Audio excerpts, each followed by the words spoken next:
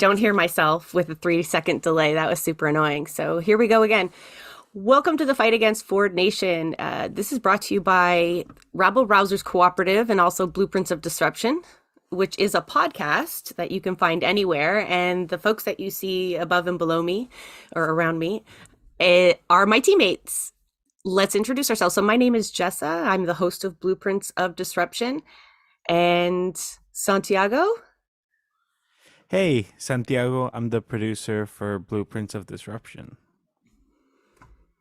And Jay, who are I'm you? I'm Jay. I'm the resident annoy everybody person. It's a small but mighty team. And yeah, we thought we like to jump on live. We went on last month for our first one, and we were trying to shape up another live episode for today. And if folks that follow us closely will see that we changed it around a little bit. But one thing that all of those themes had in common was they all involve a fight against Ford Nation. Life is not the same under Premier Ford, and I think we all know that. Santiago, you think it's a real tangible difference? We always say like maybe voting doesn't matter all that much, but Ford has been particularly destructive, has he not? And you're on mute, by the way. Typical Zoom talk. Oh yeah, no, I mean when we were talking earlier, I was mentioning about how, for a long time, people have been dismissing the level of destruction that has happened under Ford, but I feel like 2023, these first few weeks, I don't know, something feels a little bit different to me in Toronto. So yeah, obviously I'm in the city, and we have seen just an increase in violence, an increase in like just the transparent nature of the misery that people are experiencing. It's everywhere you look. Like this, there's a feeling in the city, and people are talking about this a lot. And these are conversations that I have with classmates, with friends, with all sorts of people who I run into, is that feeling of exactly what is happening, which is we're in a mental health crisis, we're in a housing crisis, we're in a actual just general healthcare crisis, we're in every possible crisis imaginable, and nobody is doing okay. And all of it links back, yeah, definitely to Ford. It links back to the federal government, it links back to the municipal government, it links back to capitalism and neoliberalism and colonialism. And there's no denying that it's not okay right now. And I'm not exactly sure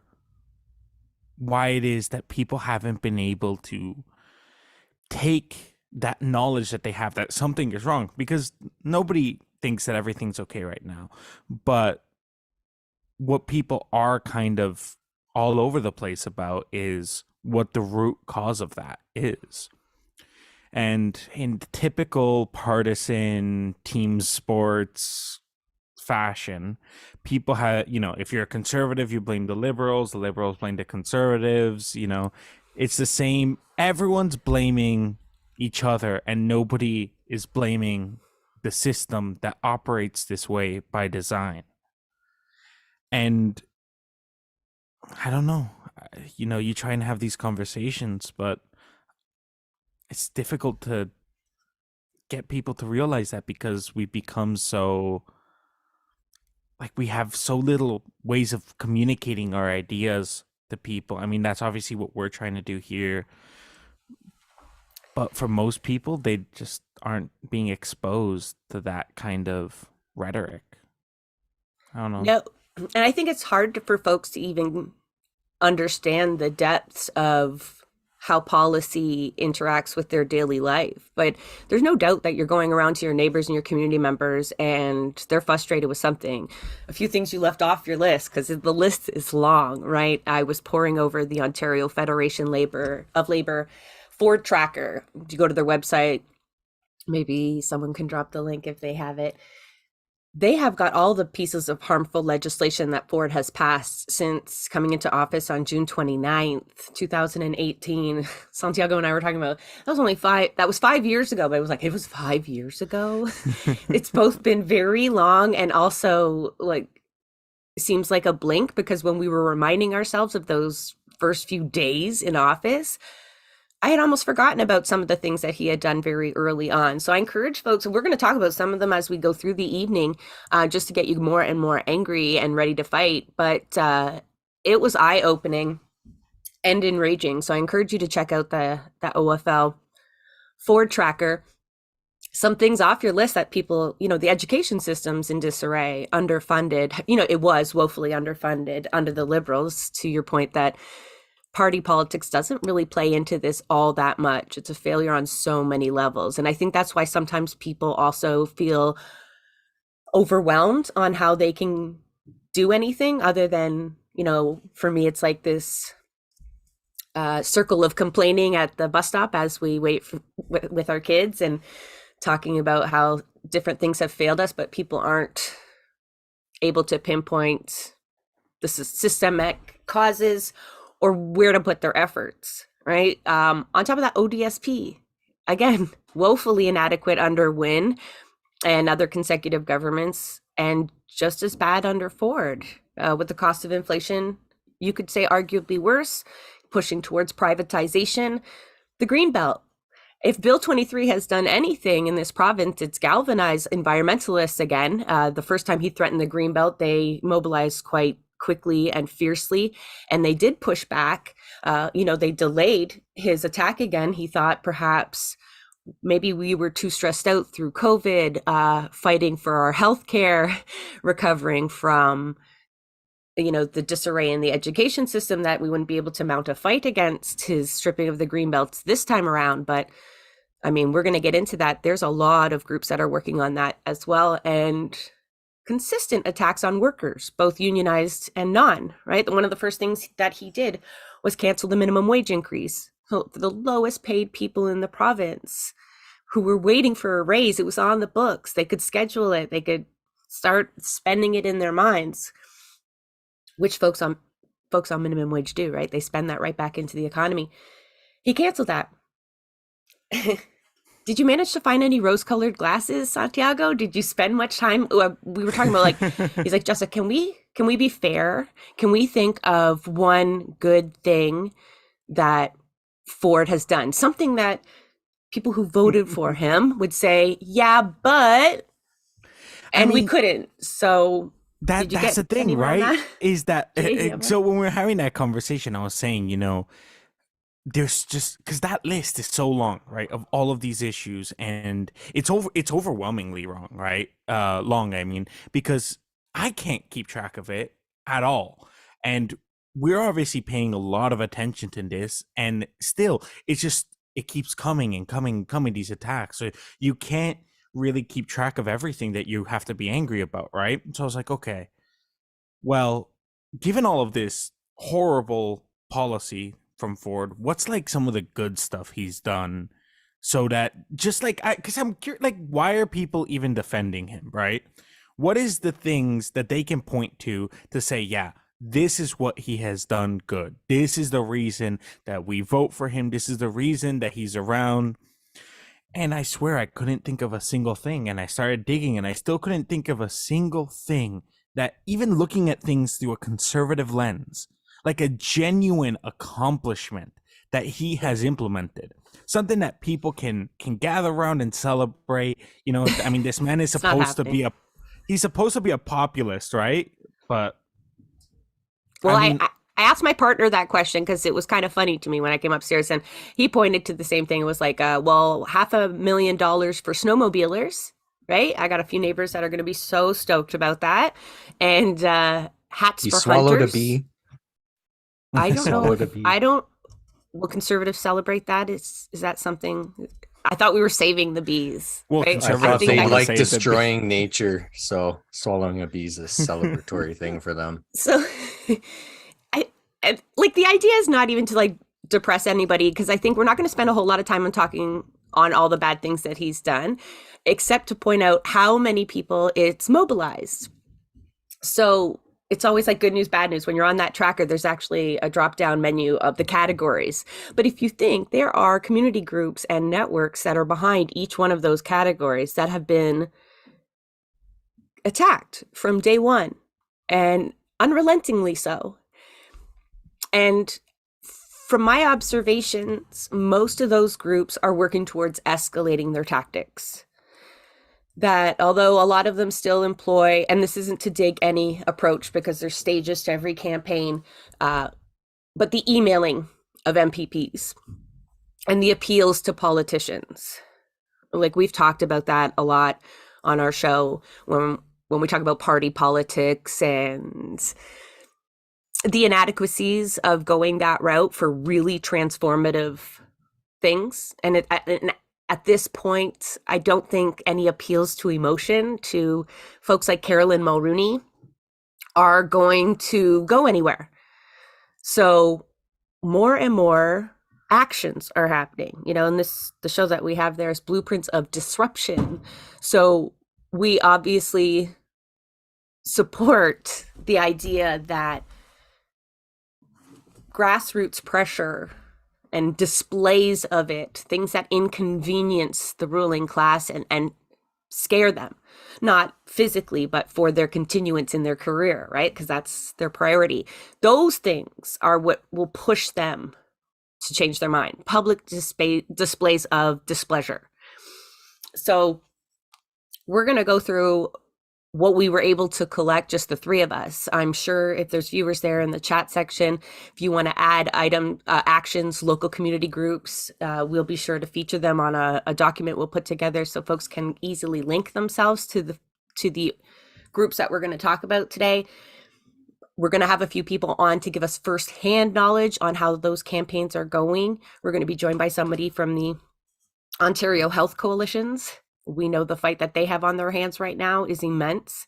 And this is a coalition of just everyday folks. So you can join a local Ontario Health Coalition, and we'll see how they're doing. We're also going to have two formidable women on from Stop the Sprawl and other initiatives that are pushed towards protecting our green spaces. If we're lucky enough, we might have additional guests on. We'll see who was able to join in, because as my style, and we were just talking before we came in, I kind of threw this episode together a little bit flying by the seat of our pants. So my apologies to the short notice for all of my coworkers and the guests who are coming on after getting like frantic messages from me as usual. But we're going to make it really easy for you to plug into all of these things. So look in the chat for links. And the idea is that we don't all need to fight on all of these fronts separately, which can be overwhelming. The idea is that in a perfect world, all of these organizations we mentioned, from the smallest community groups with a really niche kind of goal, and larger coalitions like the Ontario Federation of Labour, in a perfect world, they will all be working together, right? And I think a lot of folks visualize that in the form of a general strike, right? We've talked about in South America how social movements play a bigger part in general strikes than they do here, right? It's not entirely dependent on organized labor. And perhaps we can get there with a big enough tyrant at the helm for Premier, right? Has he hit that threshold of pissing off enough people that we're going to see some action? I mean, I'd say that he's definitely pissed off enough people. I just don't think that anger is being directed in the right places, right? And I mean, part of this problem is, and part of the reason we need a general strike, right, is because, like we were saying earlier, with that very, very long list of everything that he has done everything that he has done wrong, right? If we were to try and tackle each of those items one by one at a time separately, it's impossible. It's like we're being absolutely overwhelmed here with the amount of battles that we have to fight. And having those conversations about a general strike, I mean, they need to start happening now. And I do feel, I mean, what last time we had that conversation, right, with everything that was happening with QP, I actually do feel like we were in a different place than we are today, which is kind of strange because that Good or feels like, bad? Are we in a no, better place now? we're in a worse place No, in terms of Santiago. society, but we're in a better place in terms of being able to, like, maybe have that happen. Okay. Because I feel like when that was going on, I don't know, it was a different era. It was closer to summertime, fall time, I think just the general energy in the city, at least in Toronto, was very different. I think that the misery wasn't as apparent. Now, with winter having come, with all of the headlines being consistently negative in Toronto, I feel like at least people here in the city are feeling more and more like something needs to change and are maybe more ready to have that conversation. I don't know. I can't say because it's not my personal experience because I only know what I know. I don't know if that's being felt everywhere, but I know that it's being felt here. So I hope people are ready. I think the urban centers might be a little bit different because I feel like they feel those impacts a little bit sooner and a little bit harsher. Um, there's just so many other things that play into policies like that harm, urban folks, to be honest, because Ford has played up to the rural crowd a little bit. He loves to divide Ontarians. So, but I think right now, like the level that our healthcare is at of crisis, the stories that percolate through your local papers, your Facebook page, just like people stuck in the hallway at this point, right? Like it's not just a few stories here and there. And I think we always keep getting to these points politically in Ontario where we're like, okay, this is it. This is what should spark something. If we don't fight back now, when will we? So, like here's to hoping the healthcare crisis is what really sparks that. There's a lot of folks gearing up for big campaigns, when they return to the legislature in February. I know that there are a lot of events planned around that time to welcome them back and in fierce style. So I'm curious to see how that shapes up. And, I don't know if we're going to get to talk about this firsthand later, but I'll be sure to mention the Ontario Federation of Labor this Saturday is launching their Enough is Enough campaign. Hopefully we can get more details. I mean, post Saturday will be full of details, but the Ontario Federation of Labor it's not just a coalition of a lot of organized labor in the province, not all, but they do work closely with folks like the Workers' Action Center and Justice for Workers, and they do involve social movements in their campaigns. I've gone to some of their conferences and training sessions, and that's always worked in. And so I'm curious to see what this campaign is going to be about. They've kind of been ramping this up for a while, and Patty Coates Jarvis is something of a force to be reckoned with. I truly believe she's dedicated to kind of ramping it up. It understands the fight that's needed to kind of get where we're going. We often put the focus on organized labor, but the reality is so much can be done at community level.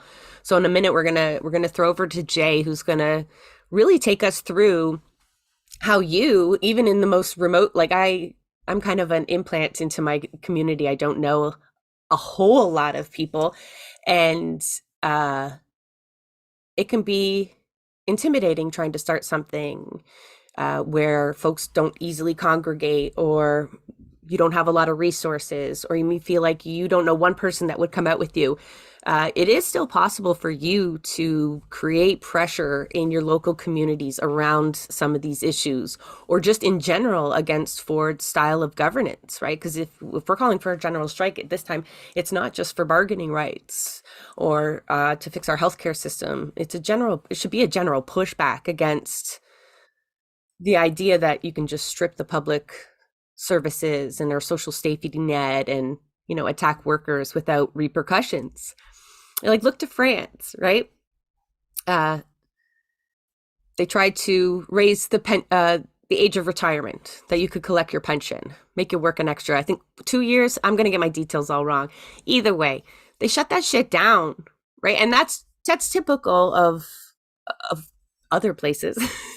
It is a means of change. Santiago, you gearing up to say something? Did you see in France that in one of their strikes, I was seeing this video, it was going around Twitter, they had on some streetcar tracks or something, they had like these barbecues going that they were pushing along as they were marching, and they were just grilling food. And then in the I'm there for reply, that.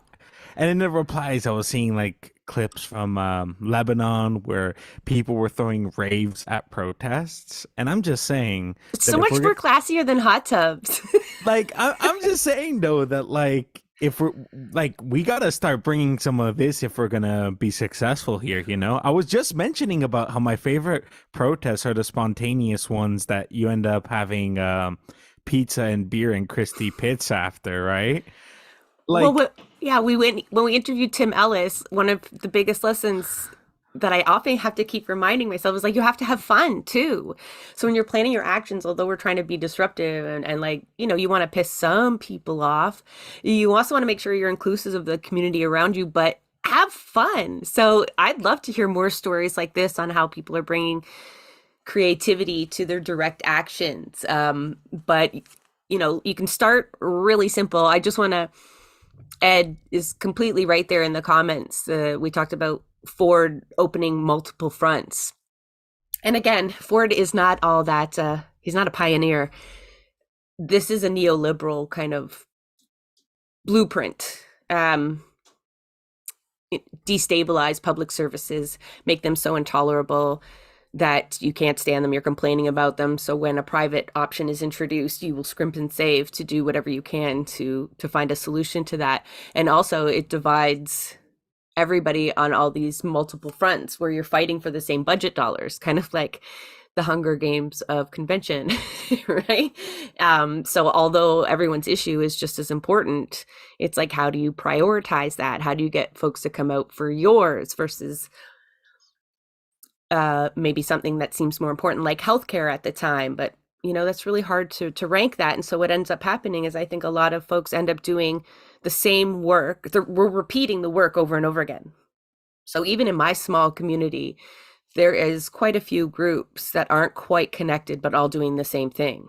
And then there's great examples of folks like Lake Simcoe Rescue Coalition, where there were a whole bunch of groups, and there still are, but they've created a larger conglomerate there and can now fight, in many communities and have that many more resources, and they don't have to repeat that work, that research, that reach out, the database. I mean, it's a lot of kind of repeated effort.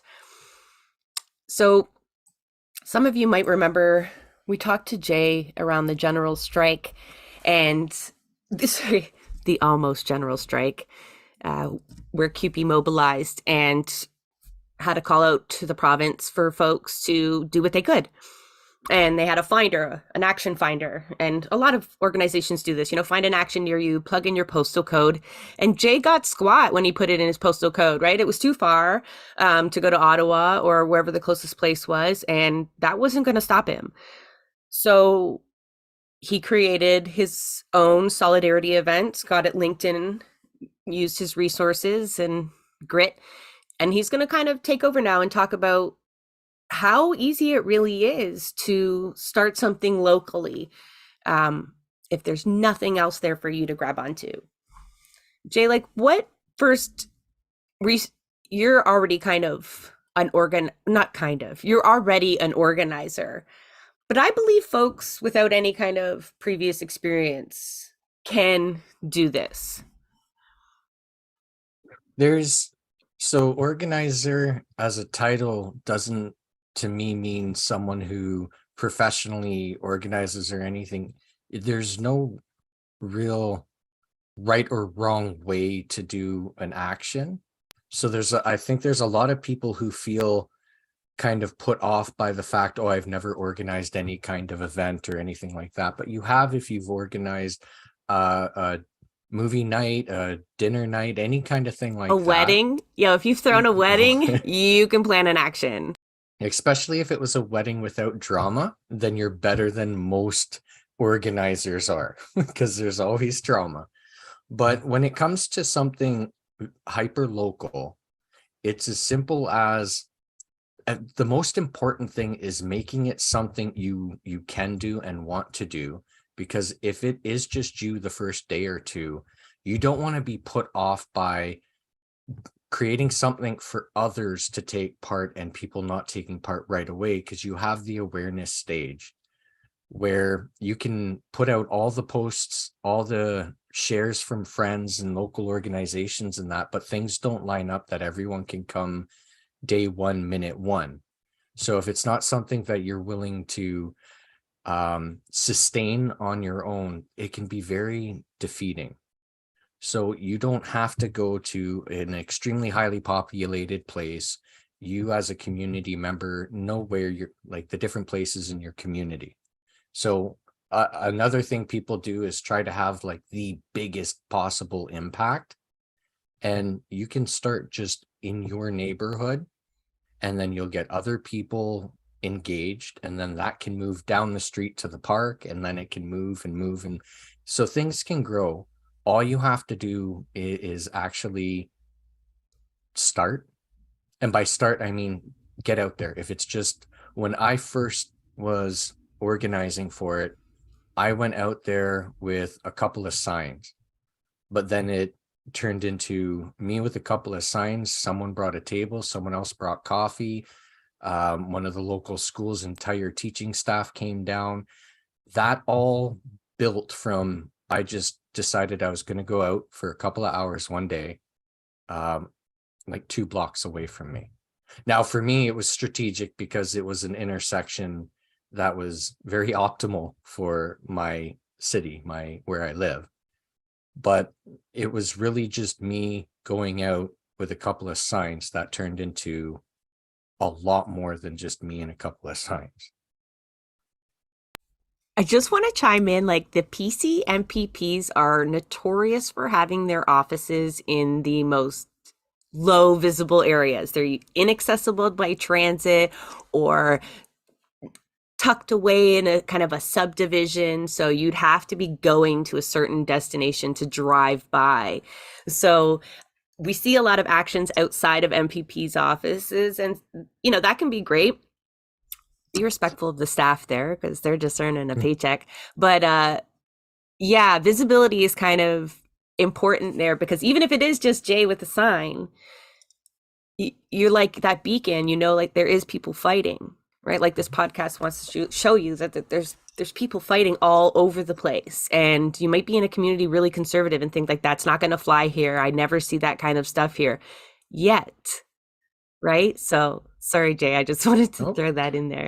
No, that's actually a very important thing, because like I said, it's not so much where you're going, because yeah, maybe some reporters will be enticed by, oh, they're going to this MP's office or this MPP's office or this MLA's office, but that's just a backdrop, and no one inside is going to be really engaging or listening to you.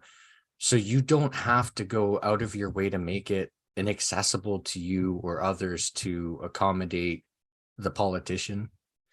If you have 5 people in front of an MP's office or 20 people at this random intersection, the 20 people are still going to have probably a greater impact, because then it shows that it's building from you to 20 and so on.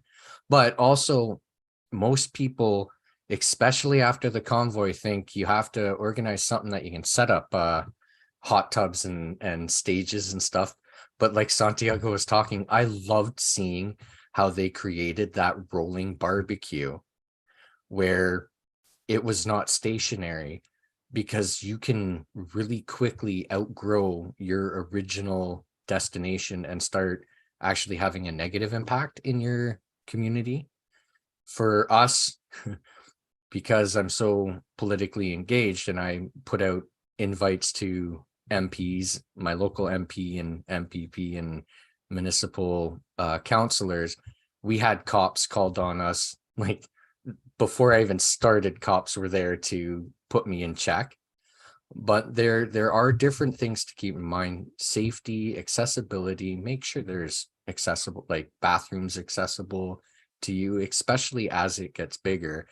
And you don't have to be stationary. It can be today we're here, tomorrow we're there, however it goes. But there's no, it's a very fluid thing. It doesn't have to be this one action and repeat this one action. It can be, but it can also, being adaptive to the amount of people, and someone, you're out there and someone says, hey, we have a lot of construction on our main road, so there wasn't as much traffic as could be. So someone said, why don't we go to the other intersection for a couple of hours? That would have been good organizing wise for exposure, because people who lived on the other side of the main, I'll say the main core downtown, would see us. But at the same time, how do we move all of this stuff? Everyone was told to be at this location, so maybe tomorrow we can go. So it's not something that you have to get right and perfect. It's something that can evolve and adapt. Every organizer will know they've thrown something where it's been a complete flop, or, you didn't think of a detail. But, even if it's just you setting up a Facebook event page and sharing it with your friends, asking them to share, Facebook. Folks are on almost like a million social media platforms now, right? So you don't actually have to know any one of your neighbors. You just need to know how to get the word out there, and trust, right? Trust that when you go, someone will show up, and not be disheartened if nobody does. If that's daunting, though, it's quite easy to find local community groups at this point. Some have popped up in the face of Ford. Some have been there all along and have just like strengthened. Jay, you talked about moving around a lot. You could also, I see a lot of groups now doing a weekly phone zap, where you all jump on a Zoom call or something like that and call around. You can either call for more support, or you can call the MPP's office or whoever you're trying to pressure, or weekly demonstrations like we see downtown at the police headquarters, where every Thursday night they'll be there. So you start to build that community around that kind of consistency. But maybe you're in a big riding, if we're talking about riding. So you can't be in the same place all the time, or you're missing people. You're missing entire communities likely, right? So you'd want to move it around like that. But yeah, keeping it safe. Jay talked about accessibility and he mentioned being safe. So like there are wrong ways to do an action. You want to make it clear to people that it's peaceful. That if you're in a public space, don't crowd the sidewalk. Like, don't give the police a reason to harass you. Taking that an extra step and being civilly disobedient, is that how we would phrase that?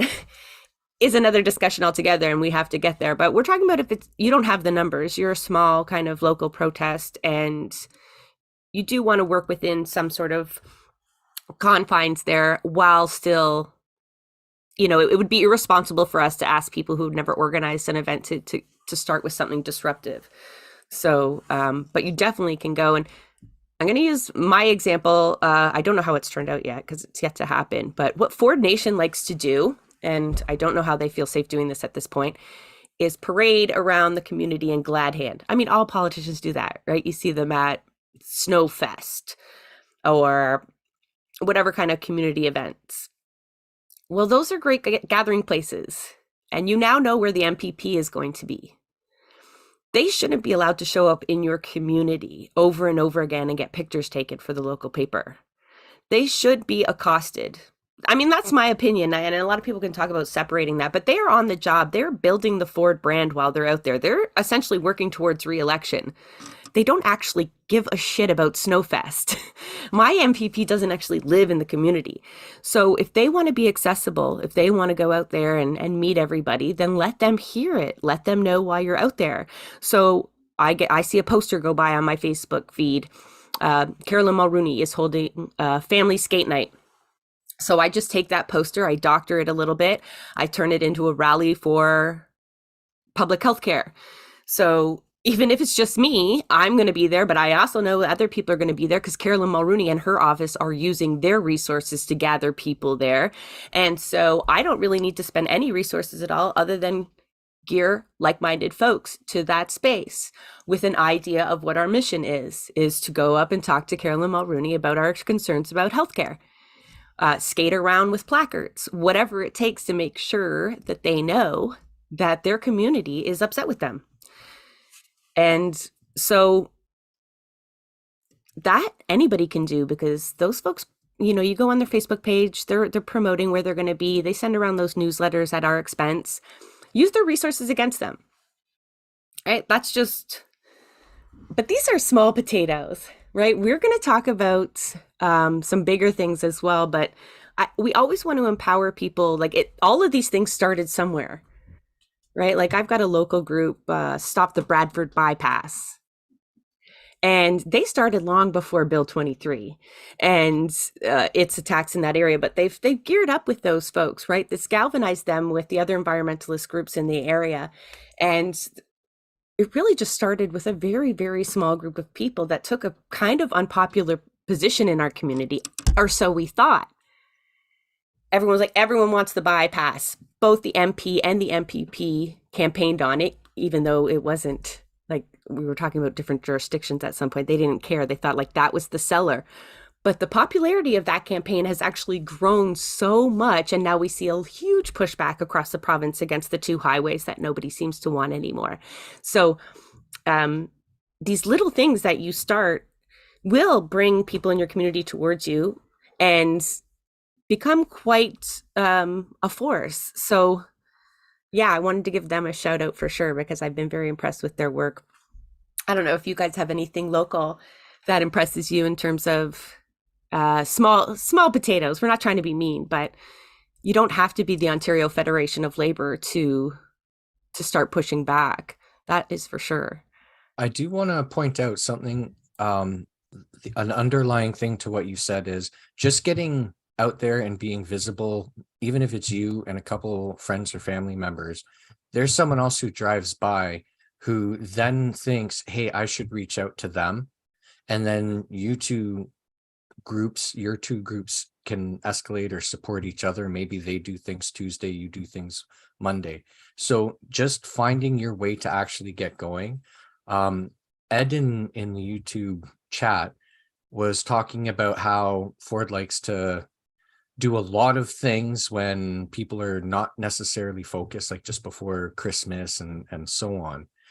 And there isn't any, you don't have to commit to a single thing either, because it all intersects. Healthcare, education, all these things are affecting our lives. So you don't have to become the education person. You don't have to just take part in education stuff. So that's something else. You can be mad at everything. Yeah, if you're not at this point, there's for me, this is clearly the payoff to things that have been set up over the last few years. Now is the time where we have full view of what they are trying to do now and going forward. So there's your thing isn't less than this thing, so don't talk yourself out of doing it, and don't think that you can't have multiple things at one place either. That's something that I tend to hear a lot as well. I don't want to go appropriate that event. Talk to the organizers. Hey, can we show up with these signs? It just starts with either asking yourself what you can do or want to do, or asking others, hey, just ask. And get comfortable with no, because not only saying no to others, but hearing no when you ask. It's okay to or crickets. To have health. Yes, we get crickets sometimes too. But like, yeah, just like to casting the net as wide as possible and see what happens, because I find when you go on issue based, you'll find that it's nonpartisan for the most part. Like if you go around your community and say, do you want to defend public health care? Even people who were tricked into voting for Ford, because remember, that is actually a very small percentage of the people living in Ontario, right? So ineligible voters, the people who didn't vote, and then the people who did not vote for him, is a much, much larger group. But even within that smaller group who did vote for him and who might try to defend him with whatever Santiago can dig up there, that he's done positively, they want public health care for the most part. They want green spaces, even if it's for their property value. They, for the most part, are using public education system, unless we're talking about the ultra wealthy who fund these campaigns, right? So when you go issue based instead of partisan, instead of flying the flag of a party you might be involved with, I would suggest keeping it on a community level, community grassroots level. It doesn't drive people away in the way that partisan politics do, right? And the workers, I want to give a shout out before we get our first guest on here. The Workers Action Center does a lot of work with around non-unionized workers, but generally the community, tons of organizing. And one of the things under their belt, I might have the relationship wrong, but is Spring Magazine. And at 6:00, Spring Magazine is having an organizing session, and it's strictly dedicated to talking like this, what issues are out there and what actions are we going to plug into and where are we going to focus our efforts. So if you're in the city of Toronto, especially, they have in-person masked events. Thank you for that. We have a lot of progressive spaces that are not asking for masks. So I just wanted to drop that in there, because essentially you're still killing people. And the disabled community is really not appreciating that. So thank you to Spring Magazine. But those are good folks. Not only do they organize around sometimes the less popular issues, the issues that systemic issues can sometimes prevent organized labor from tackling. They're getting better at it, but they focus on migrant workers, which are often left out of the loop of priorities amongst the left, and other issues, that need to be brought to the forefront. But then they also teach skills. One of the things that they are having, and I don't want to get this wrong, so I've got to go to my notes here, is the Justice for Workers are going to have a Beat Back the Bosses boot camp. Like, tell me that doesn't sound like I saw Santiago's face light up there. Now, the spaces are limited, and if you can pay, please do.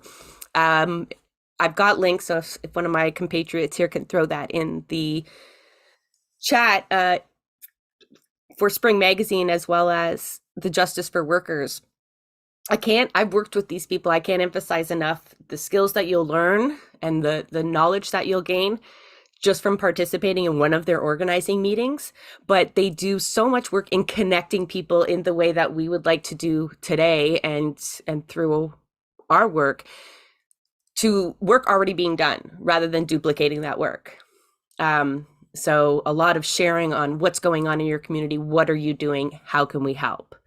How can we align these issues together and move forward? So, it often feels like we don't know where to start, or we don't know where to plug in. And those are two really good examples where they take a lot of broad subjects and then boil them down to something really local, really tangible, with a human face behind it.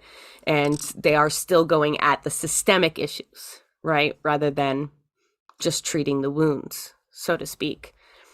I'm keeping an eye on the Zoom waiting room, and hopefully my friends can help me here. We are looking for Peter Bergmanis to join us from the Ontario Health Coalition. We had them on earlier in the season of Blueprints of Disruption. I'm drawing a blank on all of our names of our episodes, but I think it's just like Healthcare Coalition's Defenders of Public Health. The story behind that, though, is, Tommy Douglas created these healthcare coalitions because he anticipated the need to defend public healthcare constantly against the neoliberal pushback, right? They don't actually want to spend money on healthcare. They've got private, rich friends that could make money off of it. So, and it's not just doctors and nurses, like I thought before I interviewed Peter. It's actually just like anybody interested in defending public healthcare. So one of their things that they've going on, and hopefully Peter can tell us a little bit more about it, is if you go to their website, you can become a public health defender and join that network of folks who definitely need assistance. They work alongside labor, and I know they're itching to escalate their tactics as well. But again, that's going to require a lot of folks. So if you're interested in fighting on the healthcare front, like you're frustrated, you can't get into the hospital, all these things, join one of those coalitions. It's definitely the place to start if your passion is fighting for the healthcare. So hopefully Peter can hop on. But While we're waiting for that, you had talked about justice for workers. So I'm not a early educator. I have a kid in school, but I'm not directly a part of any union. So I reached out to the different local unions who were involved in different actions, saying, hey, can you help me do something here? Now, something about that specific action is, if someone is on strike and you're trying to support them, they have to go to set locations or they don't get paid strike pay. But getting support, because I wanted teachers here, I'm in a francophone riding, so we have 2 of every school. There's a lot of education workers. Our community needed to see this and so on. I reached out to all these organizations, and I eventually came in contact with Justice for Workers. They supplied me English signs for what was their event? Paint It Purple, or I can't remember exactly what it was, but they sent me signs, and then it's like, oh, I need to make these into French. So then they sent me some more signs in French. So this is a non-union person organizing to support a union, being supported by not that union, because they needed their people and stuff and resources into the organized locations. So this was as out of place almost as it could be, but it still ended up having, I think it was something like 60 people at the end of it. So just, you don't have to have, we all have skin in the game. You don't have to be like justifying your purpose there. And that's why I said get used to getting no's, or like Jessa had said, crickets, because I had reached out to countless different locals to get information. all right, I see Peter has joined us. I'm going to let him in, and we're going to talk about health coalitions. I'm sure Peter can fill us in a little bit more than I can. Good evening, Peter. Just unmute yourself. We are live. Thank you for joining us. All right, pleasure. I've warned people you are from the Ontario Health Coalition, as well as the London Health Coalition.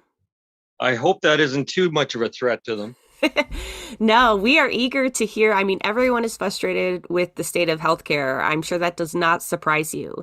But we're hearing, like, what are we going to do about it? Who's going to strike? When's the general strike? How bad does it have to get? And when I talked to you back when we did our episode, you felt the same way, right? There's no, it's not news to you. There's a need to escalate the situation here. So what's going on with the health coalitions, and how can people, let's start here. What's going on?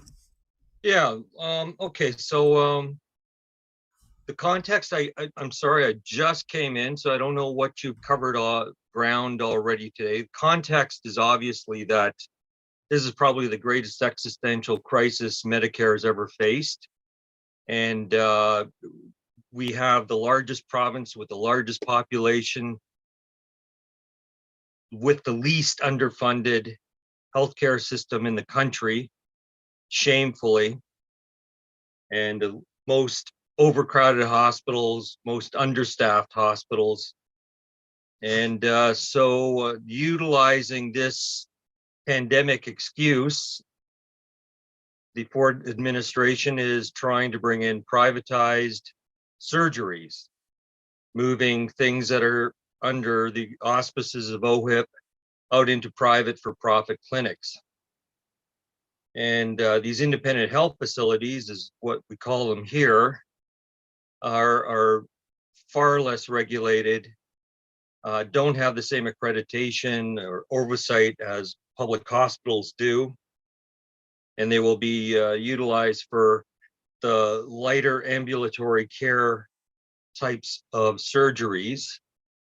Now, when I say we're underfunding our hospitals, I'm not kidding. That is why we're so confused as to why the Ford government chooses to pour millions into for-profit clinics when we have idle ORs sitting right now in most of our provincial hospitals. And they've never been ramped up. We don't have the staff for the public hospitals, much less staff these private clinics, which, by the way, are the vast majority right now are nothing more but diagnostic clinics. So they really aren't even doing much in the way of surgeries as it is. The only thing that's really getting ramped up is more of the private cataract suites. And even so, we still don't even fund the cataract suites in a hospital, which are standalone, to fulfill the capacity that they could do. So literally, prior to the pandemic, we could have, we have capacity for 100,000 more surgeries in the public system alone. Now we're backlogged for maybe 2-3 years in elective surgeries, but we could easily do it in the public realm if we wanted to. And we're not getting the resources or the commitments from the Ford government. In fact, he's telling us that 50% of surgeries of this ambulatory nature are going to be permanently shifted to these 900 or so for-profit independent health facilities. So I don't even understand how a fiscal conservative can wrap their head around that. It's all public dollars being spent on for-profit, subsidizing their profit margin. And meanwhile, we're underspending on idle public hospital ORs. Does not add up. It's not fiscally responsible. And it sure as heck isn't going to help the elective surgery backlogs because we don't have staff. So where is the health coalition in all this? Yes. Yeah. So that's what's got our ire up. Now, And, right? and Like, you've been under sustained attack for a long time, but this is the most recent spark. absolutely. And when we spoke last, there was like the inkling of this was out there. We didn't actually realize that they're already putting out tenders to for-profit cataract suites in 2021. And this is like, and then in 2022, they were denying that they were doing anything to privatize anything during their election campaigning. So, I mean, in 2021, they're already laying the groundwork and just being totally deceiving the public completely. So we are obviously going to go to every possible measure we can do in the province. For the health coalition, and as you and I were speaking, we have our allies in labor, and they're the ones that will be the ones primarily responsible for any kind of grand gesture that will include their withdrawal of labor. So it's still in their hands to decide what they're going to do. In Ontario, there is enough campaign and education ramping up right now. This weekend, there'll be a, go ahead if you want to interject there, Yeah, but sorry, this weekend there is a, so you folks are a part of that OFL campaign, is that right? not specifically, we're allied to. So Okay. we're not exactly like hosts of this or anything, and we're not co-sponsors, but we're certainly involved, as many of our members are unionized healthcare workers themselves, and they're going to be following the lead of their unions to develop a strategy for where we go forward. And that's what this is about, but it's a broad-based a collection of people who are concerned about multiple issues. Ours being specific to patient advocacy and healthcare, but they're covering labor issues, they're covering Yeah. green belt issues, all of it. So that's, we're not completely running and sponsoring that, but we are definitely interested in what's going to come out of it. But organized labor, long story short, is the one that's going to have to determine, are we going to go onto a general strike? And of course, all social justice groups are going to be allied with that. The Health Coalition itself, what we have in our power to do as an advocacy group is alert the public, as we've been doing, and spreading the word far more critically now than we were able to do prior to the provincial election, clearly. And we've never heard such, response in the establishment media, the legacy media. They've actually are catching on that, wait a minute, there's something really afoot here that we have never really thought about. And even they are reporting far better than they were before. Your podcast has been wonderful at disrupting what traditionally has been put out there about, oh no, this is all going to be just a matter of paying with your OHIP card and everything will be just fine, we'll move things along. But we all know that that's the fallacy, that's the lie that's been spread, that somehow we can't afford public health care, but we can afford to pay and subsidize the for-profits. So we are now in the midst of, in the Ontario portion of this, is that we are garnering again town hall meetings. I think I mentioned that to you in the summer, late summer. And these were around specifically prior to the new year. The closed emergency departments due to their lack of staffing. Never happened before in Ontario, by the way, folks. This is completely new ground. 100 ERs closed over the last few months because they couldn't stay open. No real prospect of resources being plowed into those rural community hospitals to keep open. So that's a real threat right there. And then Mr. Ford's government comes out with, well, by the way, we're going to put all these surgeries into for-profit clinics as well. Yeah. And that just kind of heightened the whole thing. So the town halls are now spreading to the bigger communities like London, Ontario, where I am. And we're rallying community support around it. And it is actually culminating in a lot of new recruits who are spreading the word. You clearly have picked up some more stuff out on the Twitterverse and in the media as well, that something's different here. And there's this palpable sense of dread that this could be, the end of Medicare. And I don't think any Canadian wants to see that. So the fight back is definitely on. And we are then going to progress to a citizens referendum later maybe in the spring. This is a tried and true methodology. Again, it's more of a case of awareness building, because we cannot afford to wait literally till the fall to see what outcome will be from these tenders that are being put out in the for-profit sector for surgeries. You just cannot wait that long. And if we can show the government that, and we know this is not one of those democratic institutions that the Ford government somehow is going to listen to people's viewpoints. We know they're not great at listening to public consultations, but we have to give him the fear that there's so many million Ontarians who are absolutely against what he's doing on the healthcare file. So that would be a public, citizen-driven referendum, votes counted independently. We're hoping for a million at least.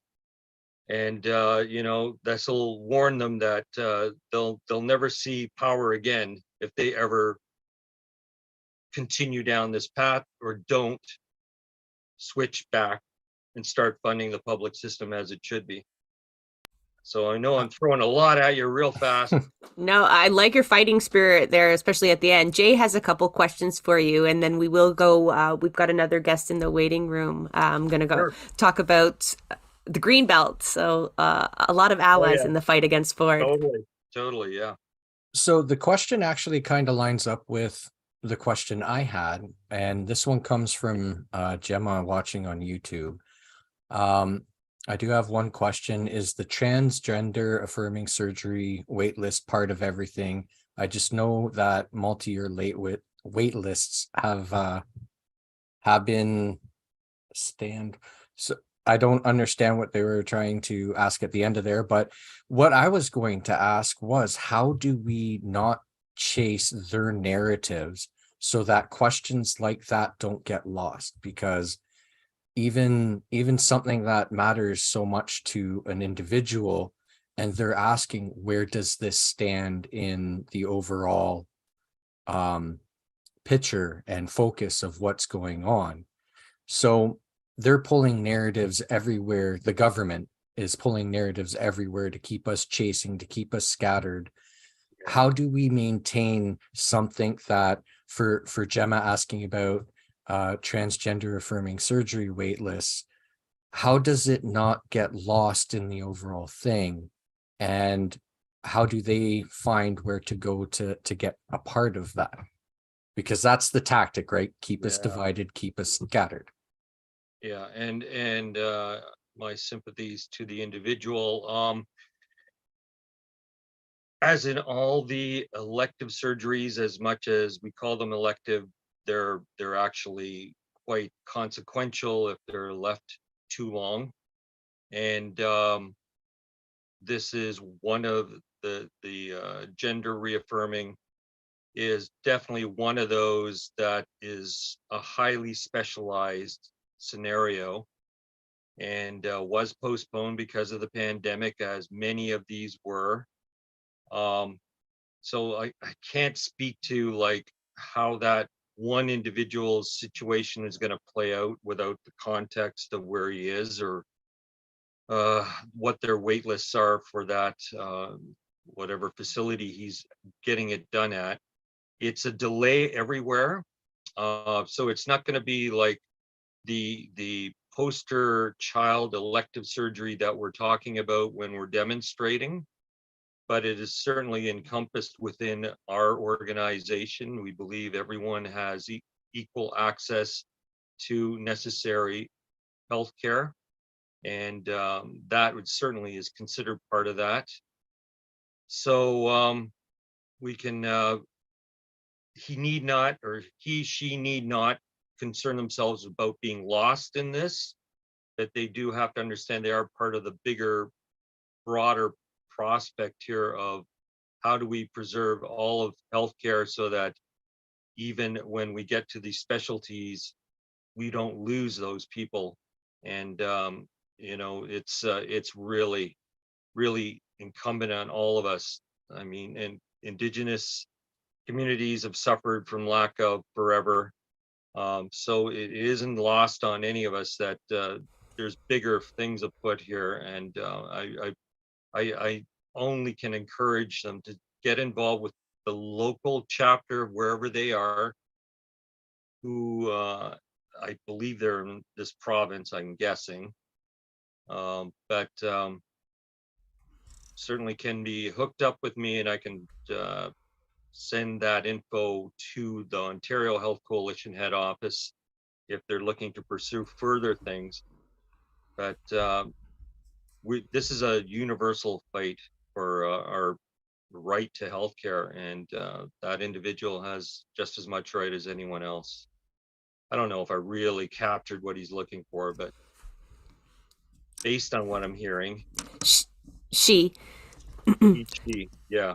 think, yeah, no, there's just so many facets to take in when you're talking about defending public health care and in general the fight against Ford. So it's important that we bring everybody along with us and center some of these concerns, but it's understandable that they need to be spotlighted because it's overwhelming, right, on what to fight for, and the underlying is more funding and a higher prioritization of everybody's healthcare. We talked to Kathy Crow today for another interview, and just talking about the intersectionality of healthcare and the unhoused community and the impacts being felt there. So I want to thank you, Peter. We do have to move on to the Greenbelt Defenders, or Greenbelt Guardians, my apologies, and we're going to hear how they're fighting against Ford, but keep us updated, and we'll be sure to share that link again on how to become a public health defender so that you'll get plugged into your local chapter and then be part of the larger Ontario network, which is part of the larger Canadian network. So I said in the episode in our promo for it when I talked to you, Peter, that if anyone is going to properly defend our healthcare, I believe it's going to come through those healthcare coalitions, although it's noted that organized labor surely is pivotal in that. But I do appreciate you taking the time, especially under short notice too, brother. Thank you. Thank you. And keep up the good work, Jessa. Thank you very much. All right. So next we are going to welcome Kim and Susan from Greenbelt Guardians. So they're going to connect with their video and audio. We're Make it there. larger. Yes, I can. All right. Here we go. Can you hear me now? We can hear you now. Yes. Welcome. So this is the first time I'm meeting Kim and Susan, although Kim and I have been chatting back and forth. It's hard to keep track of all of the things that Kim is involved in, but much of it centers, and Susan, I'm sure you're a comrade here, so I'll give you definite space to share all of the things, but a lot of it's centered around green spaces, preserving them. We're talking about stopping sprawl, protecting the green belt, Bill 23, the nemesis, but yet that glue that is binding all of the environmentalists together alongside municipal planners, and a whole lot of people are mad about that bill. So I imagine you're finding allies coming out of the woodwork as we go through this, but fill us in on who you are, first of all, and then we'll go from there. Absolutely. Thanks for having us today, Jessa. So Greenbelt Guardians is a collective of organizations across Southern Ontario. We're trying to build a network real time for people to be able to go out and monitor the land that's been threatened. So we're talking about the 7,400 acres that Ford took out of the Greenbelt and the 37,000 plus acres that the PC government added to the municipal urban boundaries with no real need at all, since we have all the land we need for development until at least 2040, and most of the municipalities have enough land till 2050. So we don't really know what all this land is for, and we certainly don't know why he needed to take land. You know what the land is for. Yeah, all right. I guess I could admit that. He's got some buddies that want to make a lot of money. And yeah, it looks like they're going to if we don't stop this. So we are organizing, helping people organize. We're really just an incubator team. We're trying to help people get organized, get out there, take photos of those parcels. We have a great website that's just launched. It's still in its infancy. It's called Greenbelt Guardian Singular. And you can go there and see an interactive map. Yeah, .com. Thank you. Good point. It's not a .ca, it's a .com. And it allows We'll drop the link. Thank you. It does go out and allow you to interactively see where these parcels are, both the green belt and the land that's been added to the urban boundaries. Eventually, if you sign up to become a land scout for Greenbelt Guardians, you'll be able to log in, upload photos of what you've taken, and also report if you see any activity on the land that is being threatened. Like development. not Yes. like wildlife or Oh, God, shenanigans. no, We're talking strictly- bulldozers or strictly those those permit human help. signs. Yeah. Like we are going to You rezone see- this area. You Yeah. see TAC drive up and a bunch of surveyors come out and start banging pegs into the ground, let Red us know flag. as soon as possible. And the idea here is to make sure that everybody knows we're watching, and then we'll go back and we'll check for things like, is there a secondary plan? Is there planning around this, or are they just going out there? My biggest concern is what happened at Duffins Creek. We stopped the Amazon warehouse. They come out anyway and they bulldoze it, fill in part of the wetland. And then it's like, oh, nobody knows who did that. There's no permits, there's no permission, and nobody is owning up to it. So now there's an What? investigation. Yeah.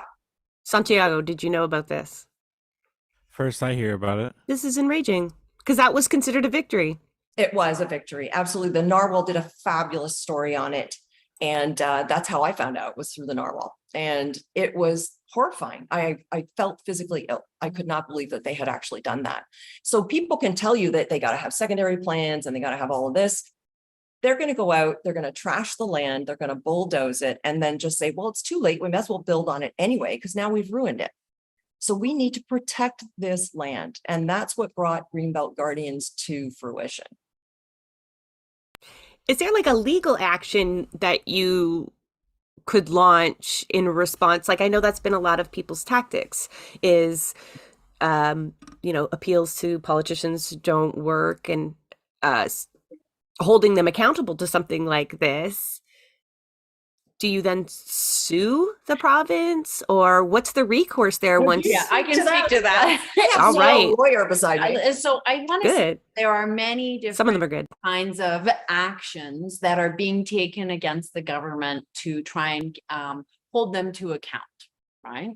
But law is only as effective as the enforcement mechanism, right? And so there's no enforcement mechanism we're finding because, we passed a rooms to grow, compliant stop sprawl plan for development in Halton. And that's in thanks a lot to Kim, right? With her work through Stop Sprawl Halton, Yes. right? So Big team there. lots made of a shout-outs. huge, yeah, and just like so much fundraising, so much effort, signs, doing all the nerdy democratic legal stuff, like, Fun. right? Like doing your, submission. And then to like the next day, Stephen Clark overturns that. Right. So what was all the work to save that 5,000, 7,000? No, it was 5,000 to start acres, with. right? They And now punished they're us. just, we're going to do whatever it is. So the democratic process and the legal mechanisms in Ontario are being dismantled. So for example, if you had a land development proposal, municipalities and public interest groups could basically participate in that process without too much concern that they would be slapped with costs. But that protection of going forward and not being slapped with commercial litigant costs from that the developer will incur to defend their project, that's being removed from legislation. So Oh, for there crying are out loud. many nefarious ways that Douglas is and his regressive conservatives are manipulating the system to advance their cause legally. And even when they cannot do that or don't have the allies at the different levels of government to do so, Kimberly is right that they just go out and do it anyways. And that's a familiar tune for everything from tree protection within urban boundaries to our primary farmland. It's less expensive to plow it over and pay the The fine. fine afterwards. Yeah, there's not enough punishment, not enough So deterrence. that's where Greenbelt Guardians comes in, which is really surveying the land and making sure that people have the capacity to respond in a meaningful way. What is that? Now, if some of these avenues you talked about, just all these efforts, victories that weren't really victories or Yeah, overturned. So like, yeah, how we- does that influence your current tactics? Are we getting a little bit more disruptive then when we talk about meaningful? Feet There on the are, street. yeah, there's I would say that's fair. conversations happening. to talk about what would we do, what are we willing to do to stop this development ruining the lands. So those conversations are being had. We'll wait and see how they come out. One of the things, back to the legal story for a Yeah. minute, is we did talk to some lawyers about what we could and could not do. And they said that the way that the legislation is written is so tight that it basically prohibited from addressing the legislation itself. So you can't challenge the legislation. They've actually made it illegal to challenge the legislation. They are taking democracy off the table. Yeah, that's the, This is our biggest issue. Yeah. Because if we don't have democracy, what do we have? We've got no recourse. We've got no legal recourse. So we're going to have to do something. I wonder what that something will be. so Well, that, that something is still democracy. Like a lot of folks, talk about the institutions, and that's surely a part of democracy, but it's almost like the smoke and mirrors, right? Which we're all kind of insufficient, realizing. right? It's insufficient level of participation at this moment. It is. 3 years is Yeah. too long. And, Yeah. not everyone can mount a legal challenge to the numerous things. So for the record, taking to the streets is democracy, agree. petitioning Totally outside of agree, your right? MPP's office is democracy. It's power of the people. It's a society ruled by the masses. Well, and I like Well, that because that Susan leads is into working our on other project. Yeah, Nice. huge project. Go See that ahead. transition? We're working on welcome back Doug.com. And so people can look that website up and sign up for our welcome back party week. We're going to have a big press conference of all the groups that sort of get on board and sign up at 9:30, 10 o'clock on Tuesday morning, because that's February 25th. Okay, first, February 21st is the Yes. Tuesday. Okay. And that is not going to be a huge rally. People are welcome to come to our press conference. It's going to be an announcement that Ontario is going to have a big multi-sectional big tent welcome back party on February 25th. And Kim and I are hoping that big party, lifting our spirits with a lot of music and art and comedy. So A rolling barbecue? a rolling Yeah. Santiago, are you bringing the rolling barbecue? we will. Okay. We are open to all ideas. Okay. People can go on welcomebackdoug.com and submit their ideas, what they're willing to do, what they can do, what their organization is. If they want to have a table, a booth, a something I sponsored. love this. I am Yeah, like so excited about this. Like, It's huge. It's what gonna- fun organizing something like that. yeah, well, I'm so it's jealous. under the banner, and you ask like, what are our allies and what are our legal avenues to protect Ontario? What's going on? And Kim's mentioned the green belt and environment, right? And we've mentioned democracy being like just plowed under, right? But we know that it's way bigger than that. What is being challenged, ignored, right? It's Indigenous rights. The failure to consult is a huge, huge responsibility.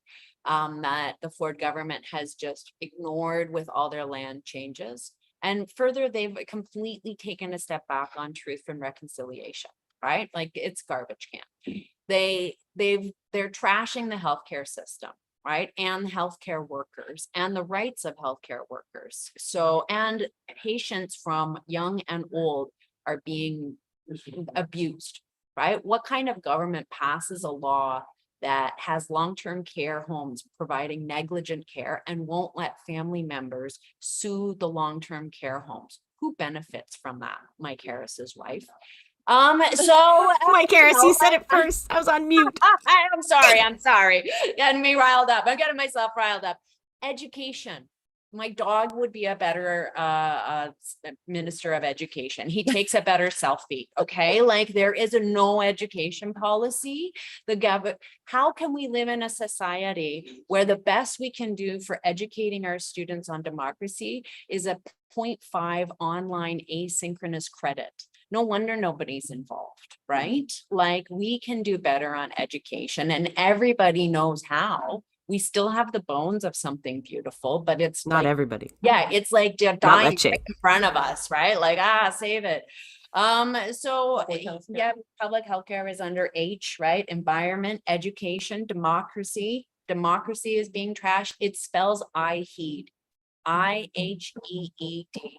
I heed, like, I want all those things, the determinants of health to be built, right? Housing, the ODSP crisis, all these things come under these pillars, right? And everybody in Ontario is working in their silos, but everybody is ready to hit the streets. I'm telling you, we're going to start with a big party and it will roll into something better, where not only do they have to roll back Bill 7, Bill 124, Bill 23, like any number, just roll it back and admit, answer, Roll forward back where he came from. right? Roll, like, it's about everything. That's a hashtag for us. So hashtag welcome back, Doug, and hashtag it's about everything are the two sort of, people can start streaming it. If people are hearing that there's something big party happening on the 21st, that was me jumping the shark.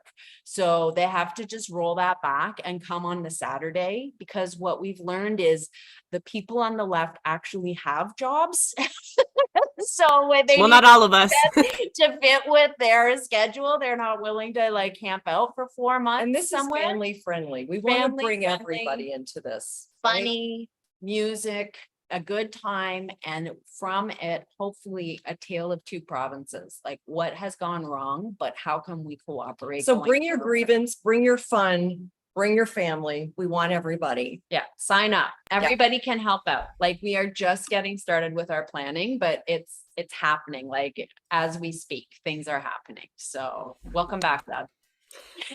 I'm excited. I like that kind of planning, and I can see you guys like, it's just going to come together. Like, this is what we're going to do. I know people are going to pull in, and it's going to get bigger as we go, and we're going to set a date and we're going to make it be. Like, We're gonna have Yes. a party. Like, it's time to have a ball. Like, we know how to do that. Everybody knows how to have a party, right? yeah. So- And we were talking about that earlier. I know you guys couldn't catch it, but that fun has to be a key component, because like, to sustain this fight, right? And It's a and to long fight. and to get together, right? Like that music that we talked about, Santiago, that is reminiscent of South American movements and labor movements there that really kind of kick it up a notch. But my the comrades here Samba have squad questions. coming. So like, be forewarned, we've already got the Samba squad. Like, we put out the word to them to Critical. come. We've got a brass band. We're having a musical rehearsal on the February the 18th, which we're gonna, Santiago is bringing like, his put instrument, out, right?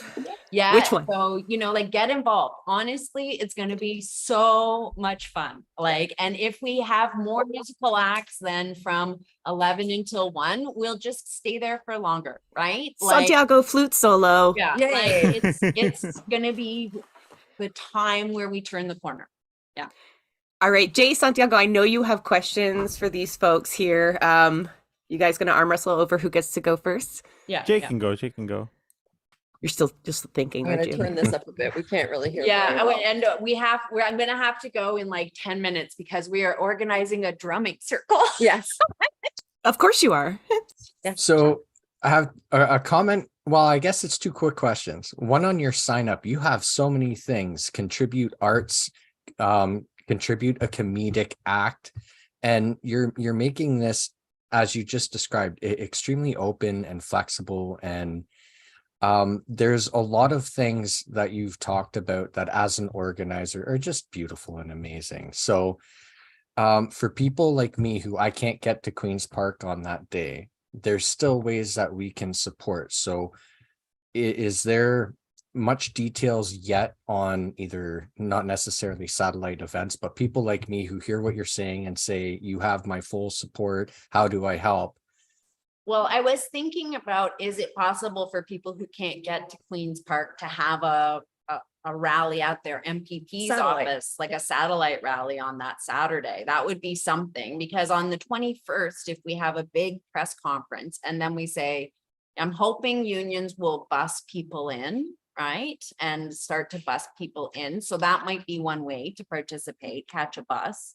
And the other way might be to organize a rally at your own MPP's office, right? And maybe like If you're ambitious, you could live stream whatever is happening at Queen's Park. So to make it a little more interactive, those things aren't hard to organize. And Environmental Defense has a website where you can log your event.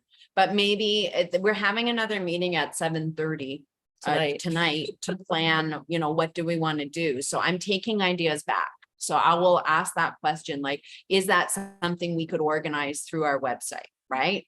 Plan a satellite action. The other things that we were thinking of is have a Weird Al Doug Ford contest, and then everyone could submit their lyrics to like a parody song.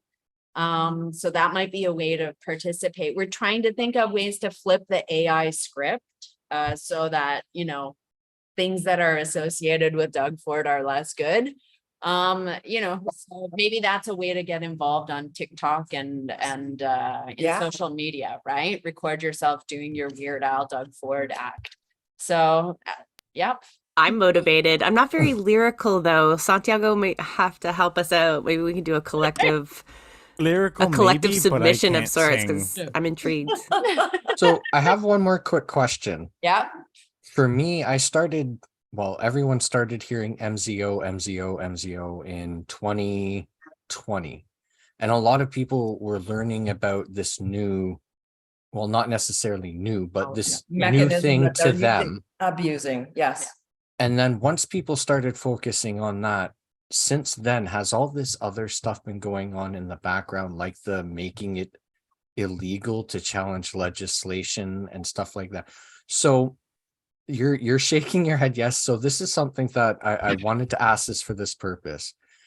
I brought it up with Peter earlier, chasing the narrative. So we had so many people who were getting really upset about them using MZOs without ever having to really deep dive into what an MZO was, just knowing that this is a tool. Yeah. So now while we were focused on understanding that, all these other things were going on. So is the Greenbelt Guardian, I'll say, movement about catching people up, or is it about let's do something now? Is it a mix of both? So I guess, is it educational and move forward, or just I'm going to leave you to talk to Kim to talk about this while I go and greet people who are coming to our drum circle. But everybody go on welcomebackdoug.com, sign up and give me your ideas. I'm totally open to them. It's a happening, right? So whatever happens, it'll be awesome. So good night, people, good people of Ontario. And Zetos, yes. So yeah, sleight of hand seems to be Doug's modus operandi, right? How can I answer this? Can you ask it one more time? I'm kind of getting flustered with all the stuff going on here. My apologies. So a lot of people were just learning about MZO because that was like a catchphrase. The what is it? Ministry zoning order, whatever. Minister's zoning order, yes. So people really started to focus on this because it got introduced to our lives as like the catchphrase, the most talked about thing on the left, I'll say. And people who had no clue exactly what it meant just understood this is a tool that they're using to basically screw us over due process, is the best way I can say it.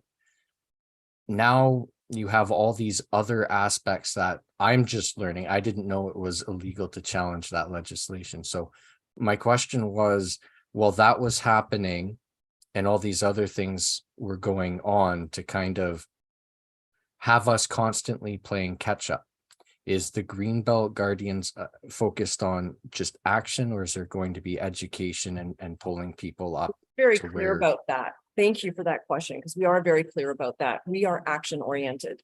There are so many great groups doing amazing things to fight Bill 23, 124, 39, all of the legislation that has been coming down to destroy our Ontario. So we really felt it was important to have action, to step out onto the land, guard it, take pictures, tell people what's happening, have researchers in the background. Is there secondary plan on this. If you don't know municipal growth concept lingo, don't worry about it. It doesn't matter. We just want people to take pictures and tell us what's happening near them.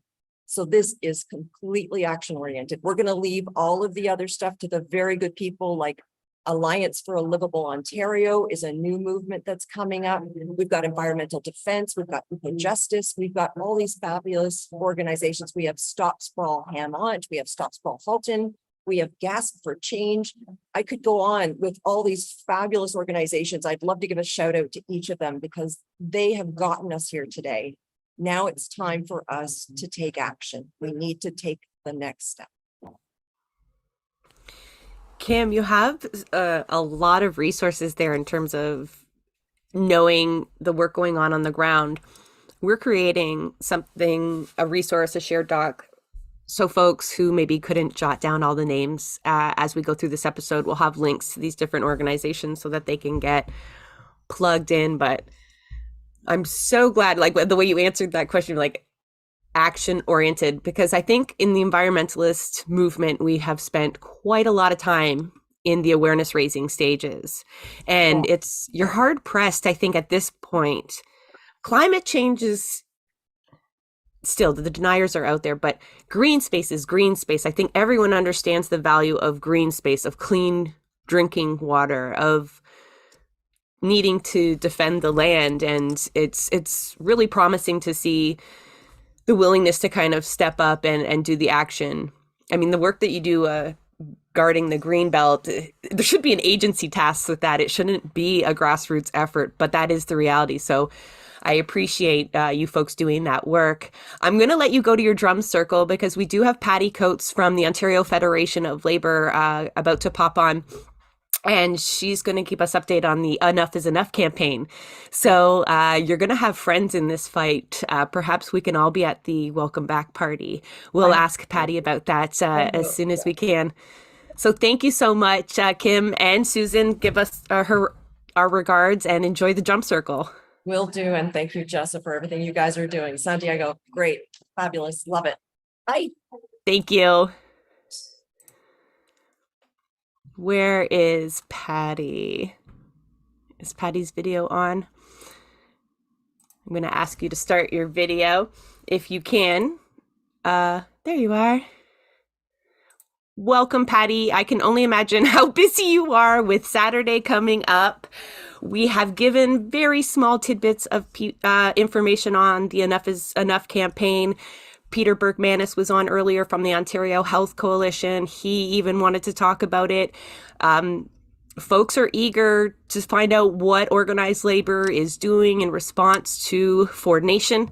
And I am so appreciative that you took time to pop on and get us amped up for the launch on Saturday and just to give folks an idea of what is brewing. It's really, we've been talking about the amount of people and issues that have come together and need to come together even more in order to just push back against this style of governance in general, right? A million bills to be repealed, but it's hard to know where to start.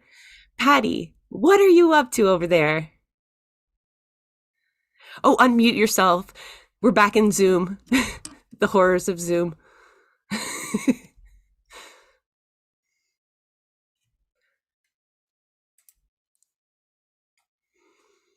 Okay.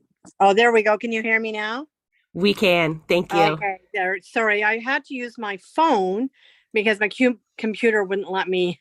And we've had problems with the internet on and off all day today. But anyways, it's great to be here. Sorry I couldn't come on earlier. But we all know what's happening out there for everyone. Everyone's getting frustrated with the skyrocketing inflation, soaring interest rates, the wage suppression, and at the same time, as somebody, I heard you say something about the Health Coalition and the privatization of our public services like healthcare. And, people are getting angry that they're paying more and getting less. And again, with the Bank of Canada raising the interest rates, it does not help the middle class. It doesn't help you and I. at all. It actually cost more for us. So our cost of living has gone up even greater than many others. So we see people struggling. We also, if I can go back a little bit, we also saw the incredible solidarity that took place when the Ford government dropped Bill, not dropped, but implemented Bill 28, and the anger that was out there. And, what I saw was an incredible amount of people that weren't union folks understood how horrible this legislation was. And, behind the scenes, and no one really saw this, but I will tell you that like within less than a week, we were able to bring labor together to move forward and announce a general strike. Now, we didn't have to do that because the Ford government caved. So we know he can cave. We know that he can do the right thing, but look at what it took. So that's really what this campaign is about, the Enough is Enough campaign that we're launching on Saturday.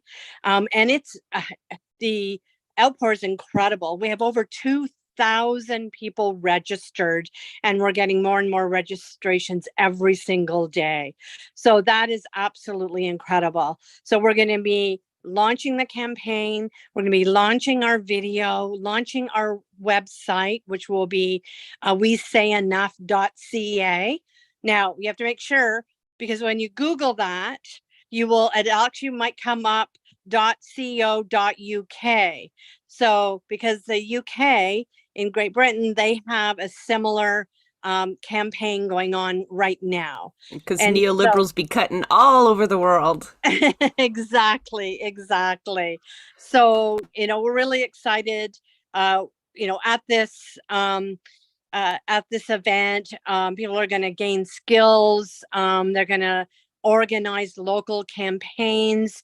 They're going to learn from leaders that have been in the fight for decent work, climate justice, and so much more, and be part of launching this new campaign. And what's exciting about this campaign is it's not, yes, at the OFL, we are building the template, but it's not a top-down campaign. It's a bottom-up campaign, because we know the fight is on the ground. The fight is in our communities, and that's where the activists are. And so that's what we're doing, and how exciting this is, and kind of the pillars of the campaign can speak to everyone, not just unionized folks, everyone. What are those pillars? Our demands and our pillars are real wage increases, keep schools and healthcare public, affordable groceries, gas, and basic goods, rent control and affordable housing, and my favorite is make the banks and corporations pay. So those are the pillars. Those are our demands. And then within those demands, there are, various, items that will, each and every one of us will have something or a few of those that kind of hit home to us.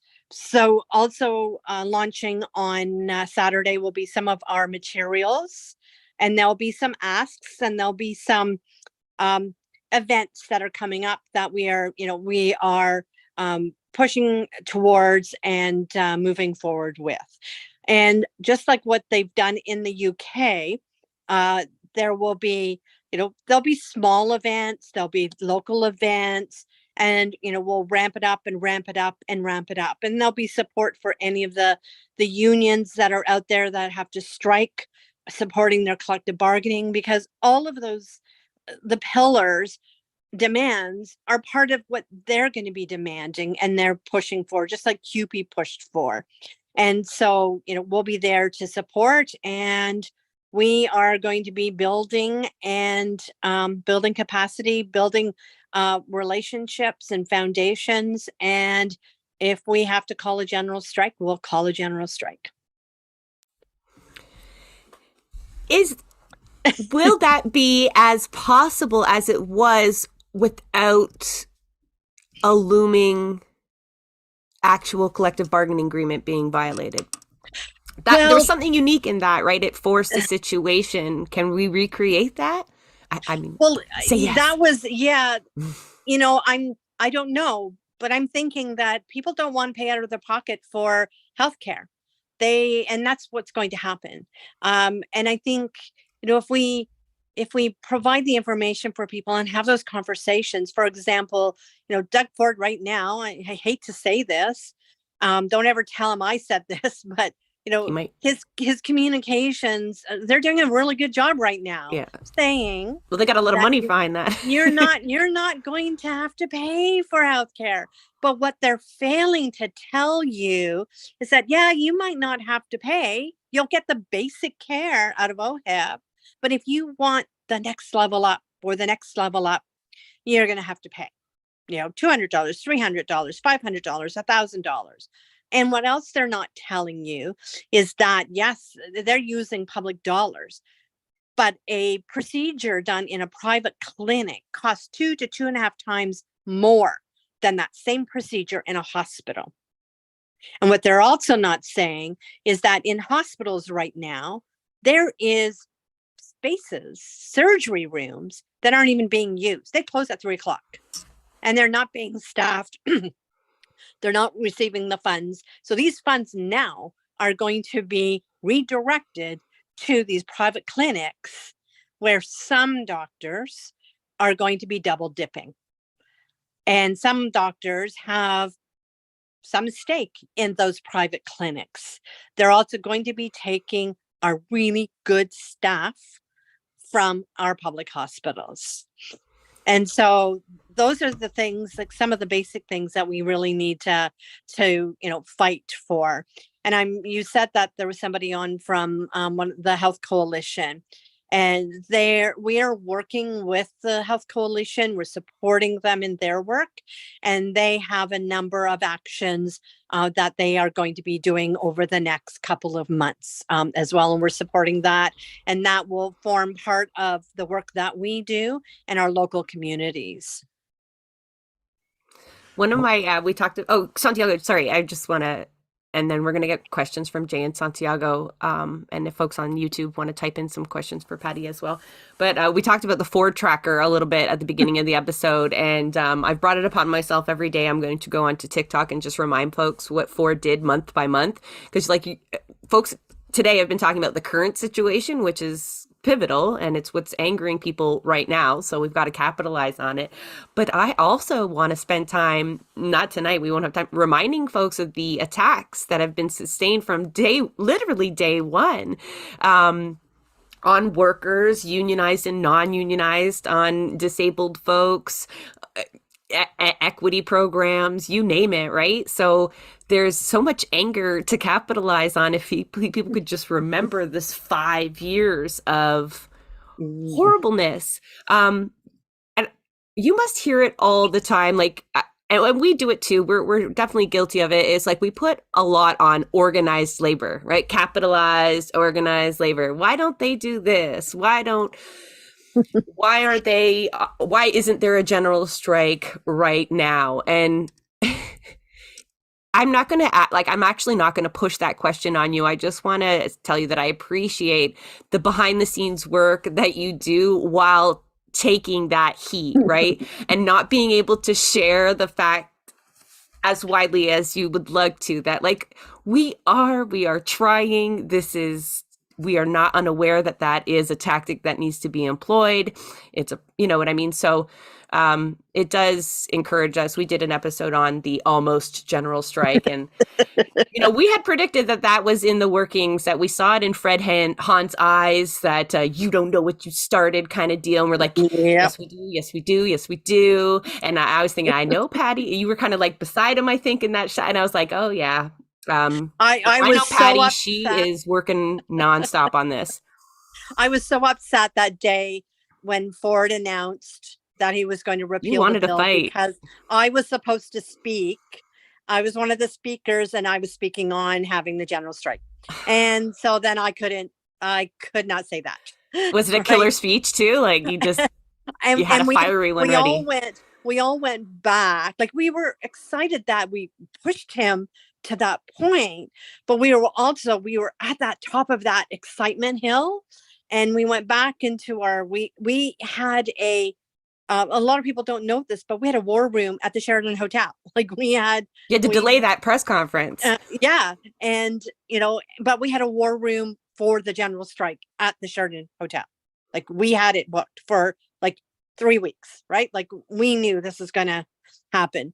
And we go back to our war room and we were all so deflated. Like we all sat back and like some of our stuff were in tears. Like we were all almost in tears. Like it didn't happen. We got there like in less than 7 days. And, and here we are. So we can build that again. And it's going to take all of us to build that, and all of us that are going to be able to push. And people are angry, so they need somewhere for their anger to be let out. And I think this is one way that we can do that. Our emotions were with you there. I saw it on the faces when the press conference started. I knew what the announcement was going to be. You could see it. And I hope you're right. Jay, I know you had a question, and maybe Santiago, I think you're going first. You guys have been fighting it out in the chat here. I'll let Jay go first because he has an important question. That's a good way to put it on me again. But we're not fighting it out. We're trying to do the you go first. No, you go first. So it's been brought up on the YouTube chat, and it's a question that I already had loaded, where we're talking to the Ontario Labor Federation, and people on ODSP hear that and, oh, well, we're not part of, if you're not working, we're not part of labor. In the pillars, there's things that affect the disabled community, but the recognition of ODSP and hearing ODSP. So that's a couple 100,000 people who were really for the build up to the general strike is like, yes, we need social change. But then it started to get, the message was, well, that's not a part of this. It's about bargaining rights and so on. How do we prevent the disabled community? I'm not saying you are excluding, because I know you're going to have a follow-up to it, but feeling excluded and feeling like, oh, first, you wait, and while we wait, it gets worse and worse. So how do we get the disabled community and ODSP as part of that next step? It already is part. It's part of when you when I said those pillars, so real wage increases, we've got, and poverty wages, double ODSP and OW rights, like expand decent work laws, including paid sick days. And we've always been with the injured workers community. I've been on many of their meetings, their Zoom meetings that they have. We're in constant consultation with them and conversations with them. And so we do not leave them behind. They are still part of our work.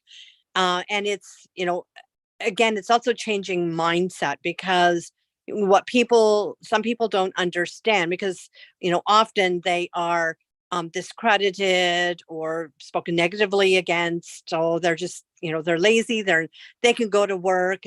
But you and I we all know that it's one incident, one day, and we're an injured worker as well. And we're off, and we're on poverty wages. And so we will continue to push, and we will also push.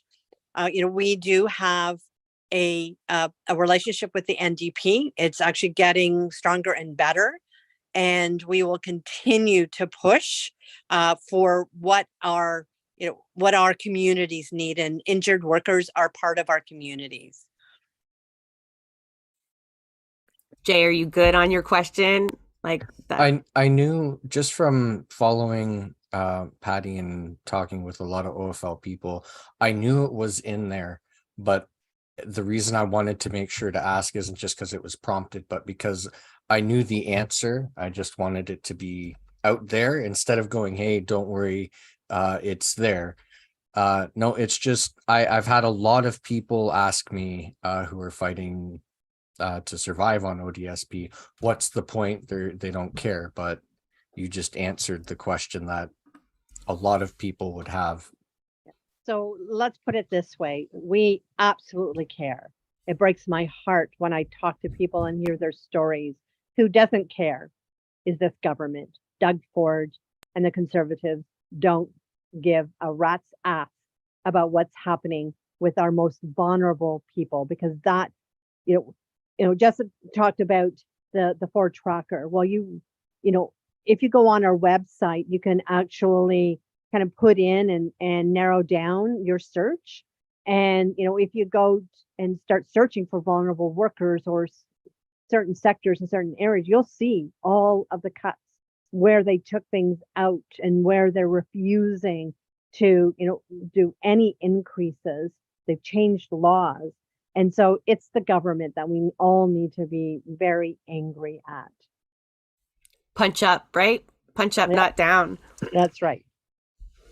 That tracker is just gold. I remember when it launched, it was just a list. It was manageable, right? And I hadn't looked at it for a long time, but I was like, I bet I got to get prepped for this interview. I want to get mad. I want to remind people all of the things he'd done. And I was like, you could search by category, by month, and it returns all of these searches that make you angry, and then links to a news article that backs up the claim, right? It's not just hyperbole. It's right. an amazing resource. And I'm having a lot of fun you with it can now. also print it all off as well into a document.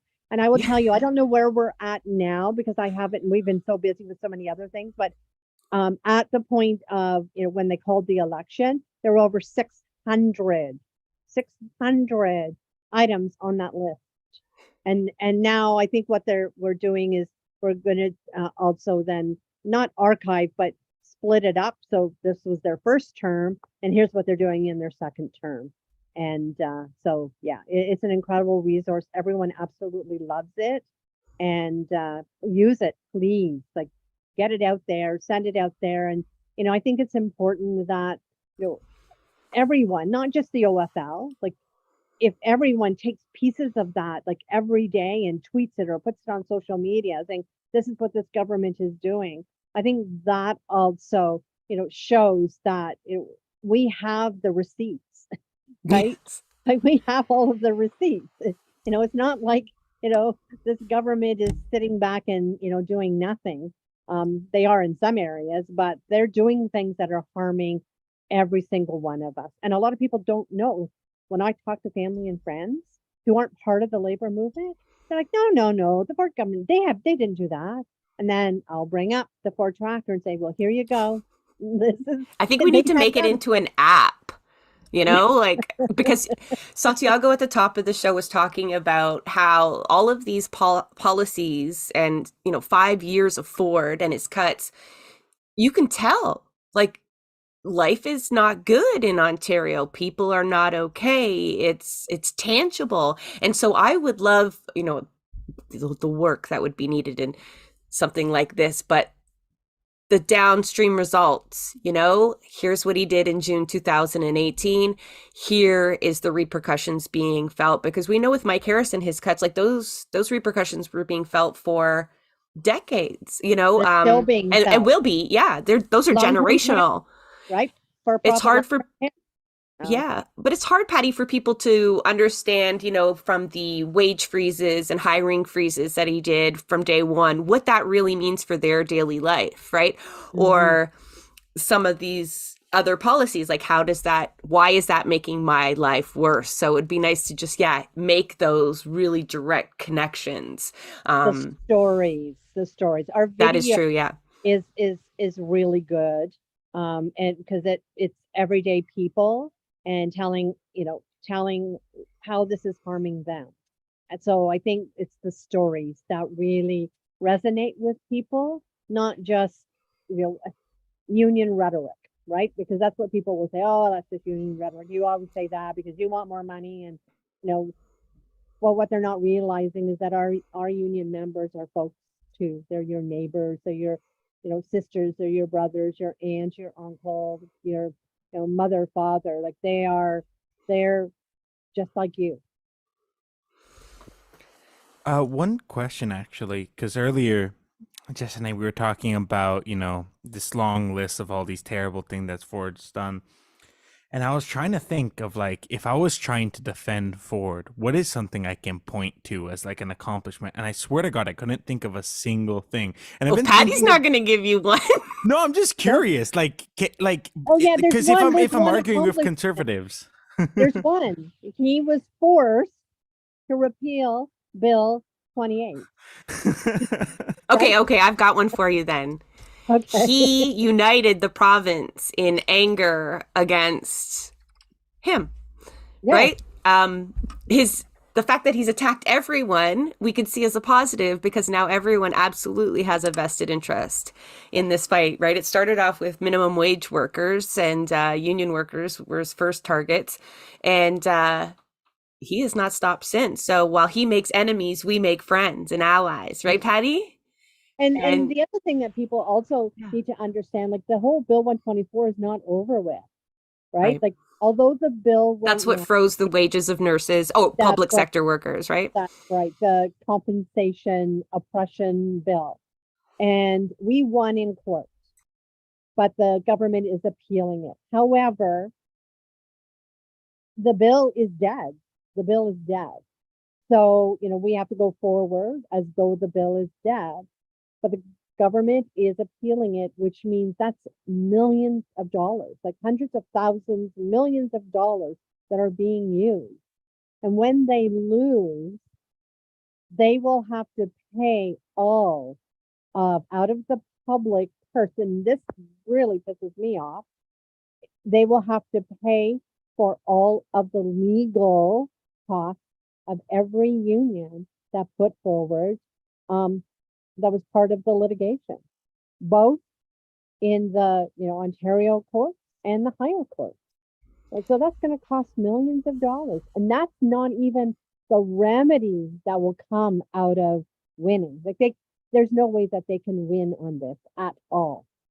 Well, and we all lose if they have to, like, it's needed. I'm not criticizing, but we all lose when they spend millions appealing these, right? Not only in the lost wages and the stress and the extra efforts we have to do to organize again or launch another legal action, but those are taxpayer dollars. Those are going to come out of our services that we're defending. So it's like, but we know he does not care about that. Like legal.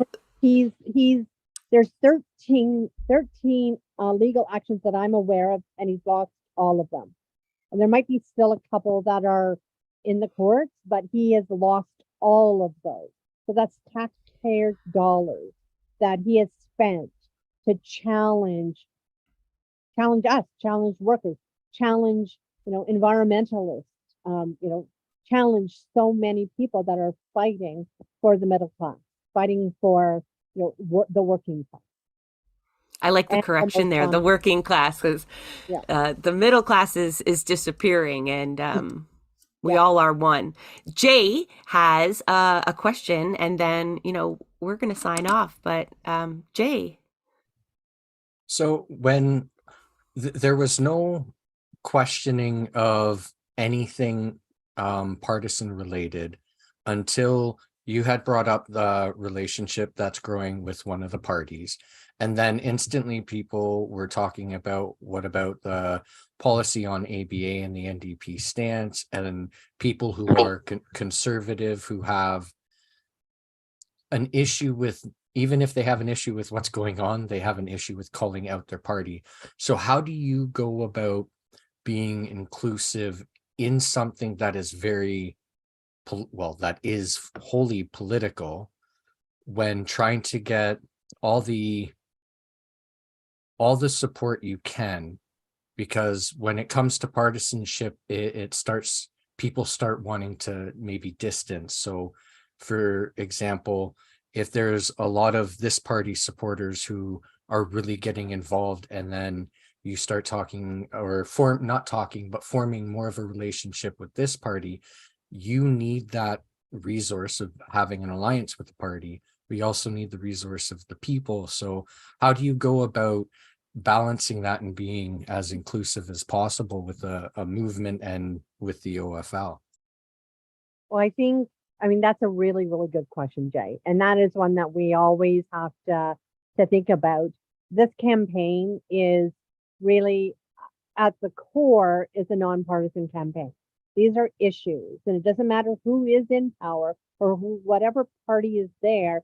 These are the things that we expect from the party, whatever party it is, conservative, liberals, NDP, Greens, communists, like any of the parties. This is what we expect. And so this is what we're pushing for. And there's some people, that will join the campaign for one thing and one thing only. It could be the environment, or it could be wages, or it could be, the cost of living, or it could be housing, affordable housing. And that's okay. That's great. And, it doesn't matter what party is in power. We have to attempt to have some type of working relationship with the party. We need to be holding their feet to the fire. We know the conservative government they keep saying they're going to. I've had a call from Monty McNaughton saying, oh, yes, we'll meet. I'm still waiting for that meeting. Doug Ford, same thing. It's not. Sorry, Patty, are you telling me that the Minister of Labor has not met with the president of the Ontario Federation of Labor? Is that what you just told us? Yes. Okay, so I don't feel bad that I can never get a meeting with my MPP. And if anybody out there, I talk about how inaccessible these pricks are. Excuse my language, not really, but don't feel bad because not even Patty Coates can get a meeting with the minister of. What a coward! I'm So sorry. let me I know tell this you was a Jay's funny- question, but that is They unreal. they are cowards. They really are cowards, in my opinion. And I'll tell you a funny story. I live in Innisfil, so it's Barrie Innisfil is the riding association. Right now, it is conservative, Andrea Tangen, and I was able to meet with her right at the very beginning because I messaged her through Facebook and just said, I'm a woman, I'm in your constituency, I would love to meet with you. And oh yeah. Did she Well, not know what your job was? No, she did not know. But it was right before the writ was dropped. It was actually Easter Sunday. And I'm making dinner and I get a knock on the door and I go to the door because everyone else it was a fairly nice day. And it's Andrea and her team at the door. And she looks at me and she goes, you look familiar. I go, yes, I'm sure I look very familiar. And she looks at me and I go, I'm Patty Coates. Oh, it's all I had to say. She goes, oh. So I guess I can't count on your vote. Well, yeah, they know worker. Oh, that's great. They just know that they're the enemy of organized workers. Great. And they're okay with that. They're okay with that. Yeah. It's like, oh my gosh. Oh wow. That's a tweet waiting to happen. That fact that the Minister of Labor there, I'm drafting it in my mind. I'm still stunned by that. So like all those people who talk about like appealing to the MPPs and I don't know. That just seems like a lost cause at this point. So when you said you can't get a meeting with your MPP, if it's a conservative MPP, they're not meeting with anyone. They're only meeting with their buddies. Their doors are locked. When they were first in power back in 2018, we started a campaign. Oh, sorry, my battery's getting low. We started a campaign and people had to call their MPP. Well, we got messages after messages on our phone at the office saying, can you please ask people to stop calling the PC offices? You have to stop. No. They can't take care of their constituents. We're like, it's your constituents that are calling you. We don't all need help with Service Ontario. Some of us need like healthcare and disability support payments that don't keep us in poverty. Oh my goodness. Patty, thank you so much. Wait, does any of my co-hosts have a question? We've grilled Patty. We all concur they're cowards. Thank you for saying that. And, I didn't want to ask the partisan question because we did talk about earlier on how like issue-based campaigns are far more successful in drawing more community members in than if you have a flag flying where folks have already kind of picked a team, even if it's irrational and sometimes generational, right? Like, so sticking to issues is far more effective. But thank you so much, Patty, for coming on. I know you're a very busy person. It was a long shot, honestly, just like, can you hop on? Because this campaign is launching soon, and it fits right into exactly what we're talking about, an all-encompassing movement.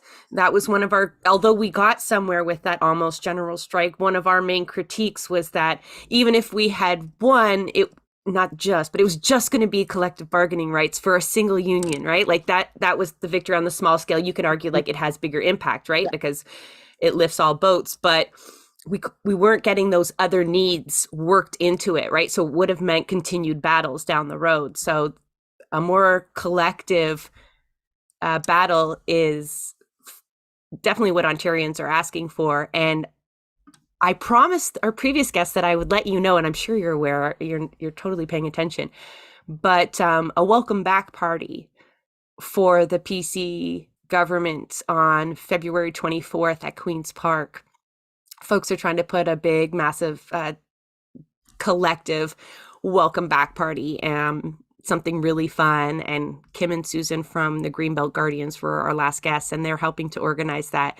So I promised I would drop that tidbit into Patty's lap as I saw you sign on there. That got moved to the 25th, I believe, but they're still having a, like we're in conversations with them as well. And I know they're doing a press conference. We're On the thinking 21st. On the 21st. And we're thinking of doing a press conference as well as filling the galleries at Queen's Park. And I think that's another thing that we can do. They need to have people there to witness what they say and do especially during question period or when a bill comes up. And, I think if they see that heat in the gallery every single day, I think that, they will see that we're watching them. During Bill 28, when it was first introduced, I was in the members gallery every single day, and I will tell you that neither Monty McNaughton or Lecce would even look at me. They would not look at me. They kept their head down, their eyes down. Not once did they look. That means you're doing your job well, Patty. And I'll tell you, I am not a good candidate for gallery fillers. I find it really hard to keep my mouth shut. Like, I just get so angry in proximity. So I will find another way to contribute there, but we're going to point people in direction of your campaign by dropping links, and certainly keep folks updated at the end of February as to what's going on there. Again, thank you so much for logging on. And register for the event. Yes. Not everyone's going to be able to get into the actual Zoom room, but we are also, we're going to be streaming it live. So if you can't be there the entire time, like at least, pop in, especially for the morning. The afternoon is going to be regional breakout rooms where they're going to talk about what's going to happen in their communities. But that's just the start. There's going to be other meetings in communities to talk even further about the campaign and how to move forward. All right, Jay, do you still have that parting question? I'm sorry, I just saw it in your chat, and then you can sign us off, brother. Well, the big thing for me with everything that I have asked and a lot of the things you've talked about and all the relationships between the different organizations and so on, for me, originally for a very long time, the OFL, they only care about labor. But it's also not about you controlling everything. It's a very open space and you're very collaborative. So my question for you would be, other than just that event, how can people, no matter what the thing is that they're interested in, how can people get in touch with the OFL to either work on what you're working on or work towards something with you? You can go to our website and click on, how to get involved, sign up for our weekly emails, and that talks about what's happening. There's going to be a text component to all of this, how to get involved. We also work very closely with the Justice for Workers, and we co-host their monthly meetings because we know that the Justice for Workers, really really speak out for those that are not unionized, and we also do the same, so we're part of that. So there's so many ways to get involved. Thank you. Thank you, Patty. Yeah, the Workers Action Center are a huge resource for the movement. Thank you for name dropping them. And we have a few times in the episode as well, because I do enjoy their organizing style, and their meetings are just like you know what's going on across the province by just tuning into one of their phone conference meetings. So this was exciting for us. It's uplifting to see how much work is being done. And we only talked to 4 people. I know we talked about a lot of small community groups and some of the bigger networks, and we couldn't grab people to come on and talk about it firsthand the same way Patty and Kim, Susan, and Peter did. But this gives you all an idea of how much organizing is going on. And the more that we can connect all of these smaller groups with bigger networks and understand the intersectionality of all of these fights, how, healthcare, the green belt, housing, education, support our social safety net, all of these contribute to our way of life, right? And our quality of life, even if we can't draw those direct lines. So if you're watching, chances are you are interested in disrupting this status quo in some part. And certainly we've given you a million ways to plug in. But again, our show focuses on amplifying activism. So if you know actions that are going on in the province or around Canada that we can draw inspiration from, and we did not mention it here, drop us a line. We will remedy that. We will tweet about it. Maybe we'll have an episode around it. We really do want to provide folks with the tactics, the motivation, the knowledge needed to be a massive force. The people united will never be defeated, but we have to unite them first and build some skills. So the folks that we had on today are just a sample size of people that are doing that work. And hopefully that'll be you soon too. So have a great evening, everyone, and we will see you on the next live stream.